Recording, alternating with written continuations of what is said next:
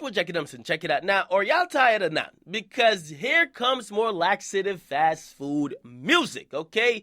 Now, Young Thug has announced that he's dropping a new mixtape. It's going to be called Jeffrey the Mixtape. Now, I'll give Young Thug his credit because over the last couple of mixtapes, including from I'm Up to Slime Season and everything he's dropped since then, we've seen him improve. Before, he was putting out music just to put it out. Some shit we're like, yo, Thug, man, we could have lived without this. But he's been getting better with each project since the last 3, right? So we're looking at that. We're like, you know what? Maybe he's going to come out and maybe he's going to do something really good. But we also got to keep in mind that he should be dropping his album about now. Where the fuck is iTunes? Why hasn't his album dropped? Now, let me say this to you guys. I'm going to make an analogy, and I think a lot of people who like both artists will probably agree. I said that Lil Uzi Vert was Young Thug 2.0, and I'm not going to lie, Young Thug, he's not doing what Uzi's doing. Okay, Uzi's actually making music that lasts. Like Money Longer is a track that's been lasting. It's not even a top 20 track, but it's actually lasting.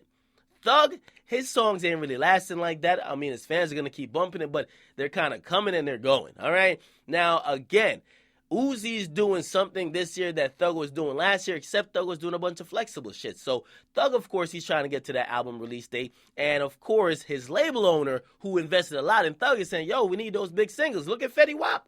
We released this shit when he had like 2 top 10 singles. So we need you to get some top 10, top 20 Billboard singles. And once we get to that point, we will release your album. That's when we'll start focusing on iTunes. That's why we have another mixtape coming called Jeffrey. And I'm hoping Thug will eventually get it because that's the only thing holding him back.